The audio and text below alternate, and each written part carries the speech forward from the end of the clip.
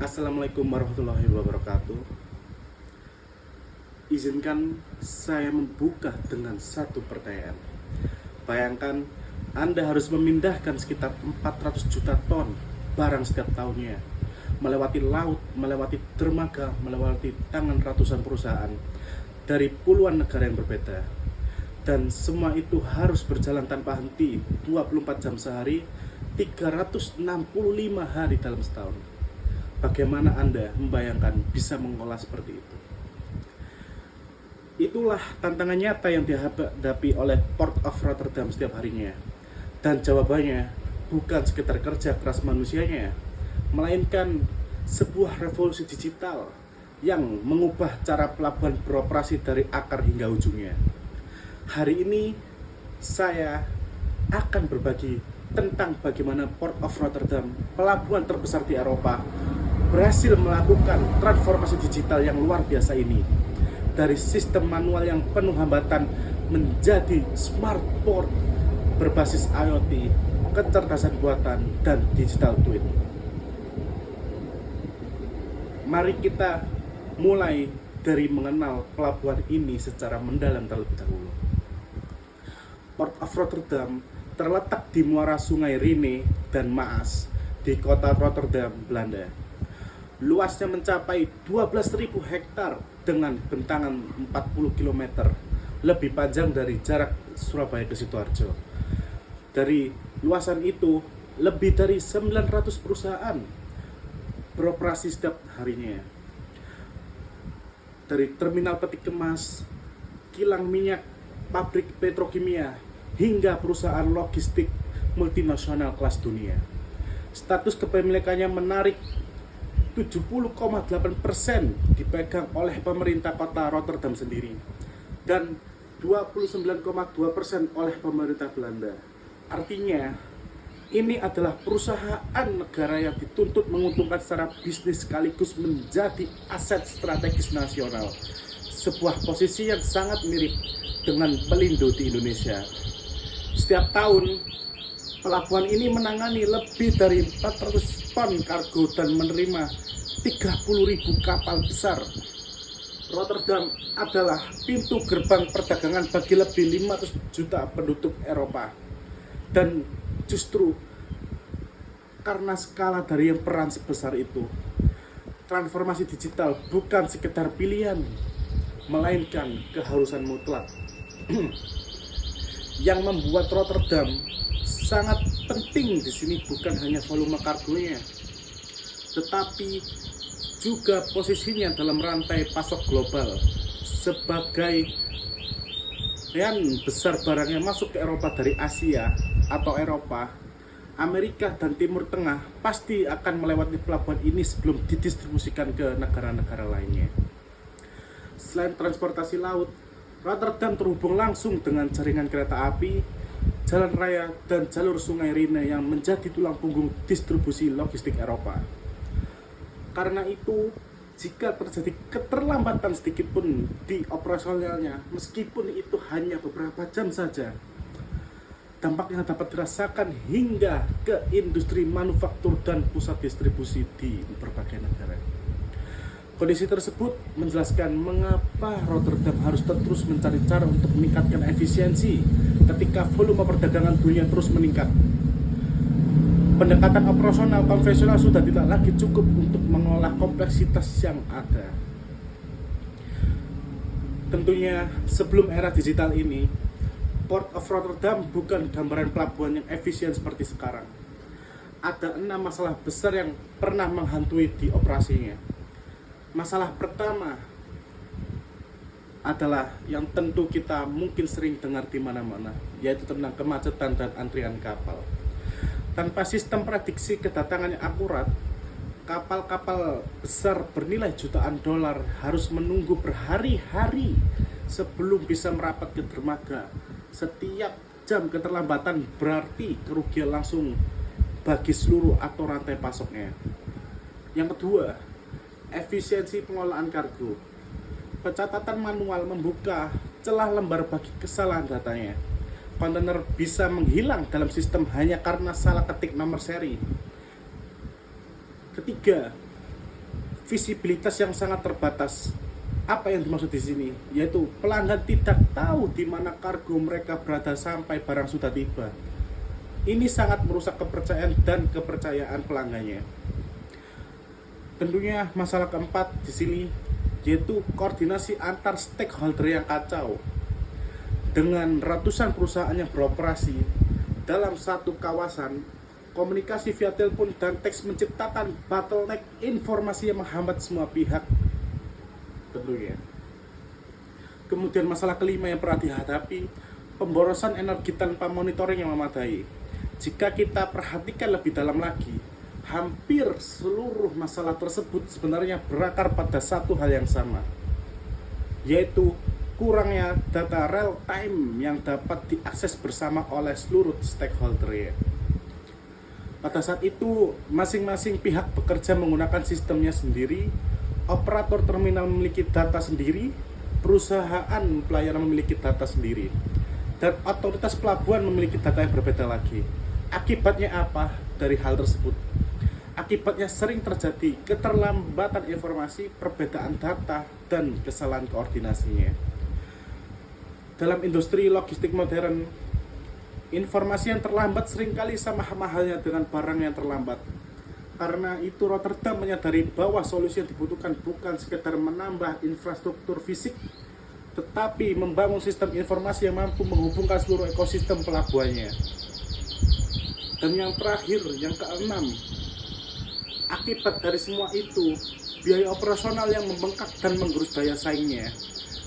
Gabungan dari keenam masalah ini yang menjadi pendorong utama memaksa Rotterdam mengambil keputusan besar bertransformasi digital secara total atau tertinggal dari pelabuhan pesaing di Asia dan Amerika tentunya. Transformasi digital Rotterdam dibangun di atas 7 pilar teknologi yang terhubung. Pilar pertama adalah Internet of Things. Lebih dari 500 sensor dipasang di seluruh kawasan pelabuhan, di dermaga, di terminal, sistem pipa, bahkan di perairan sekitar. Sensor-sensor ini bekerja tanpa henti, mengukur level air, kecepatan angin, suhu kargo, getaran kren, dan puluhan parameter lainnya. Setiap kapal yang beroperasi dilengkapi ICE, Automatic Identification System, yang mengirimkan posisi dan status kapal setiap beberapa detik. Bapak bayangkan, ribuan mata digital yang tidak pernah tidur memantau seluruh pelabuhan secara bersamaan. Namun nilai utama dari sensor tersebut bukan terletak pada jumlahnya. Yang lebih penting adalah bagaimana data dari sensor-sensor itu digunakan untuk mendukung pengambilan keputusannya. Sebagai contoh, mungkin data pasang surut air tidak hanya digunakan untuk mengetahui kondisi laut. Data tersebut juga digunakan untuk menentukan waktu standar yang paling aman, mengatur lalu lintas kapal, dan mengoptimalkan penggunaan dermaganya. Dengan kata lain, satu data dapat menghasilkan banyak operasional yang berbeda. Inilah konsep utama Internet of Things, yaitu mengubah kondisi fisik di lapangan menjadi informasi yang bernilai bagi bisnisnya. Pilar kedua adalah Artificial Intelligence, atau yang kita bisa sebut AI, yang menjadi otak dari sistem ini. Ia menganalisis data sensor untuk memprediksi kapan kapal akan tiba, dermaga mana yang paling efisien untuk dialokasikan, dan kapan sebuah mesin perlu diperbaiki. Tugas bird planning yang dulu membutuhkan berjam-jam kerja manual, kini bisa diselesaikan oleh AI dalam hitungan menit dengan hasil yang jauh lebih optimal. Pilar ketiga adalah Big Data Analytics yang diwujudkan melalui Port Community System. Platform yang menyatukan data dari lebih dari 900 stakeholder ke dalam satu ekosistem informasi. Dari sini, pengambilan keputusan berubah dari berbasis intuisi menjadi berbasis data yang akurat dan dapat dipertanggungjawabkan. Kemudian, pilar keempat teknologi yang diimplementasikan yaitu cloud computing berbasis Microsoft Azure, yaitu menyediakan fondasi struktur yang scalable, mampu memproses jutaan titik data per detik, terutama saat musim puncak aktivitas pelabuhan tanpa adanya gangguan layanannya. Pilar kelima, dan ini yang mungkin bisa dibilang paling visioner di sini, yaitu digital twin-nya. Rotterdam membangun replika virtual 3 dimensi dari seluruh area pelabuhannya, diperbarui real time oleh data sensor. Dengan ini, manajer bisa mensimulasikan misalnya apa yang terjadi jika badai melanda atau kren utama tiba-tiba rusak. Sebelum kejadian nyata terjadi, mereka bisa merencanakan merespon tanpa risiko nyatanya. Pola keenam adalah predictive maintenance.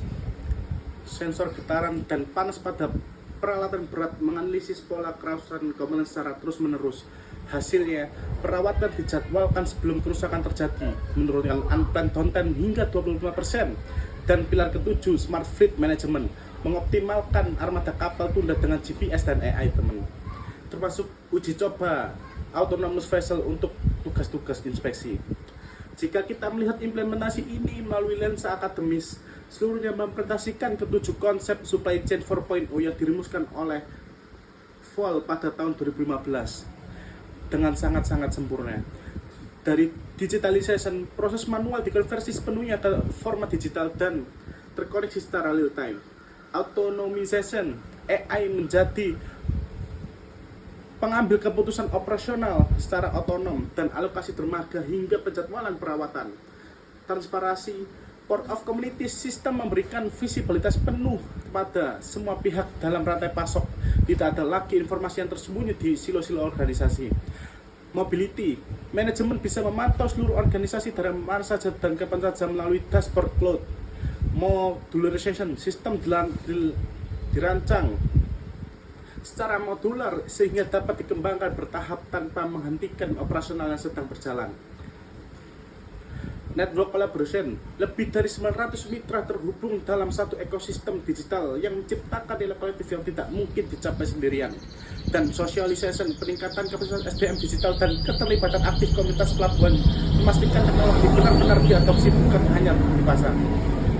Rotterdam adalah bukti bahwa framework fuel bukan sekedar teori akademis. Ia adalah cetak biru transformasi industri yang benar-benar bisa diwujudkan. Lalu, apa hasil konkret dari semua investasi dan informasi ini? Dampaknya terlihat nyata pada 4 dimensi strategis. Dari sisi operasional, yang pertama, efisiensi waktu sandar kapal meningkat sekitar 20%. Produktivitas bongkar muat naik 15% dan kesalahan manual pada sistem kritis mendekati 0.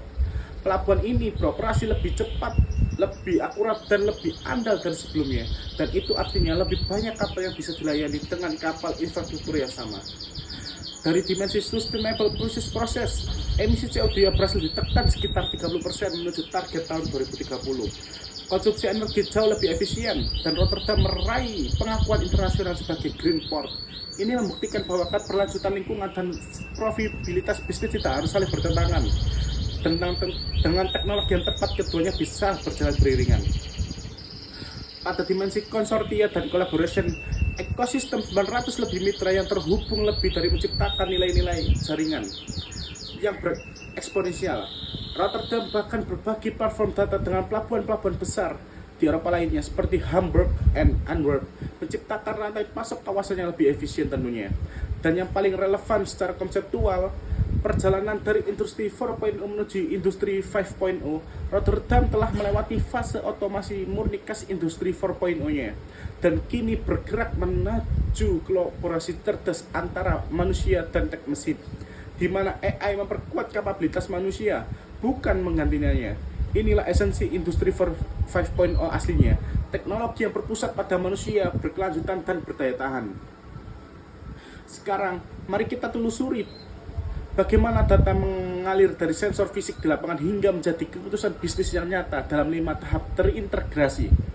Tahap pertama, data collection. Ratusan sensor fisik yang tersebar di seluruh pelabuhan, di kren, di dermaga, di kapal dan sistem kapal atau sistem pipa secara kontinu mengumpulkan data mentah dari dunia nyata seperti suhu, tekanan, posisi, getaran, dan sebagainya. Inilah titik di mana dunia fisik bertemu dengan dunia digital. Tahap kedua, data transmission. Data menak ini dikirimkan melalui jaringan 5G, LoRaWAN ke perangkat edge computing yang berada di dekat sumber data. Disinilah terjadi pre-processing awal, menyaring noise, mengompres data, dan memilih informasi mana yang perlu dikirim lebih jauh. Inilah penting untuk menjaga efisiensi jaringannya. Tahap ketiga, data storage dan processing di cloud. Data yang sudah terfilter diunggah ke platform Azure.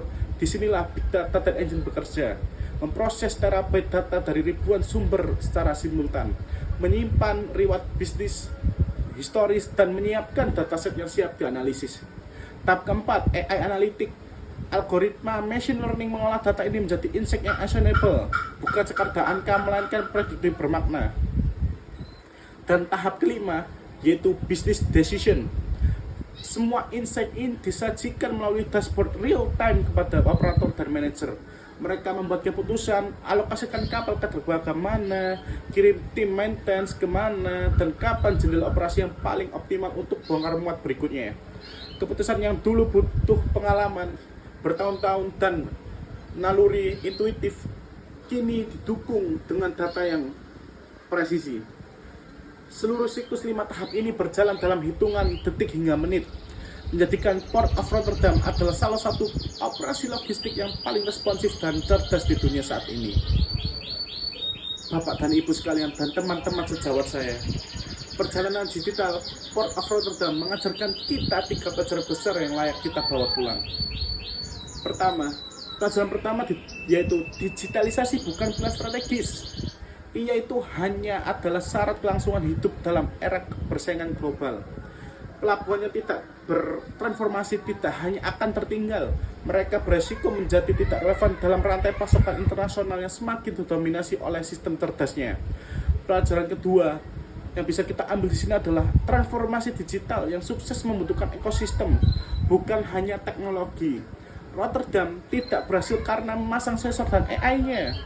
Mereka berhasil karena membangun jaringan yang kolaborasi yang melibatkan pemerintah, ratusan perusahaan swasta, dan komunitas perusahaan dalam satu visi digitalisasi yang sama. Dan ketiga, pelajaran bisa kita petik dari sini, ini yang mungkin paling relevan dengan kita. Indonesia sebagai negara maritim dengan 24 pelabuhan utama dan posisi strategis di jalur perdagangan dunia, yang memiliki potensi luar biasa yang mengadopsi dan bahkan mengadaptasi model Rotterdam.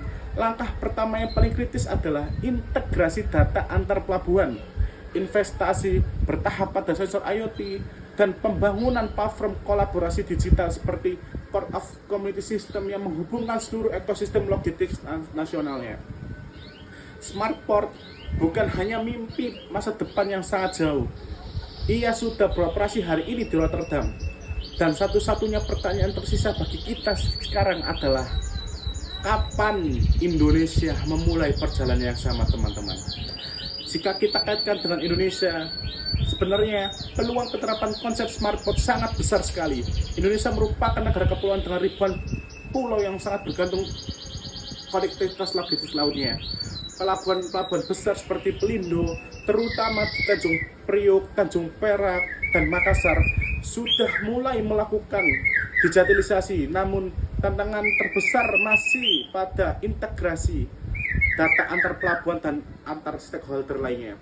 Oleh karena itu, teman-teman, pelajaran penting dari Rotterdam bukan sekedar penggunaan sensor atau AI, tetapi bagaimana membangun satu platform kolaborasi nasional yang mampu menghubungkan semua pihaknya.